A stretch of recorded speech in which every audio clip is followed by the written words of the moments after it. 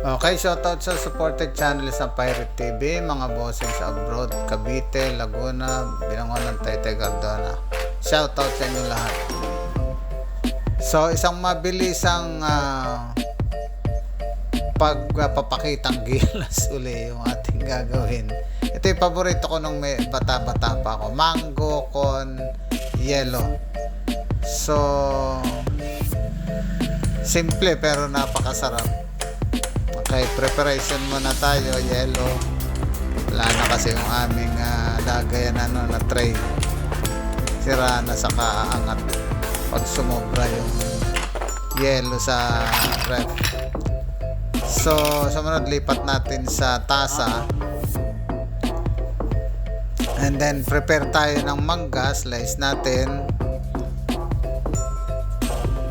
So, dito medyo na fast forward tayo. Nakapaghiwa na kami. And then slice natin para maging cubes. Lagay natin sa tasa. Yung tasang meron ng yellow tsaka yung skimmed milk. Kung wala kang skimmed milk, yung all-purpose cream ang gamitin nyo. Then mix natin. Pagkasarap-sarap nito ba? Kaya lagyan natin ng kung gusto pa niya ito kasi sa amin, sabi nung isang nasa bahay, dagdagan pa namin. So tinagdagan namin ng mangga pa.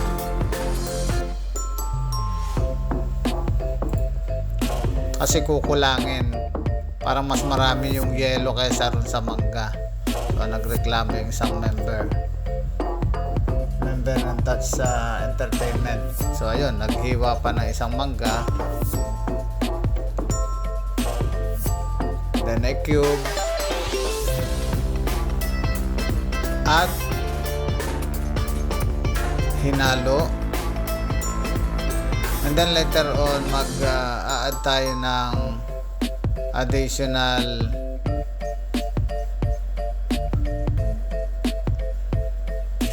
na powdered milk. So ayan, pasasarapin na natin. Unahan natin muna yung isang kutsarang asukal, then mix natin.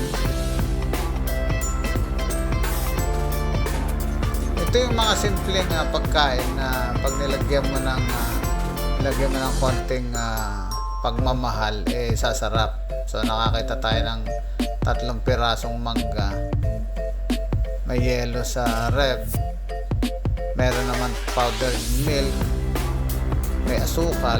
So alam na ang susunod doon. So ang hirap kasi nung pagkakainin mo na lang, basta pagkahiwa ng mangga kakainin mo basta. Masarap siya pero mas masarap kung pasasarapin nyo. Ayan, dinagdagan na natin siya ng powdered milk.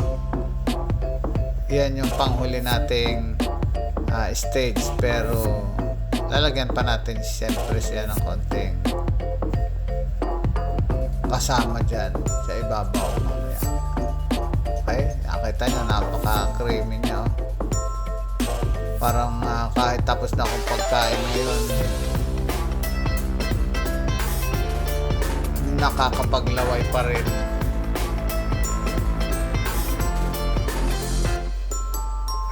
Yan po ang aming mango con yellow. Nakatakam-takam.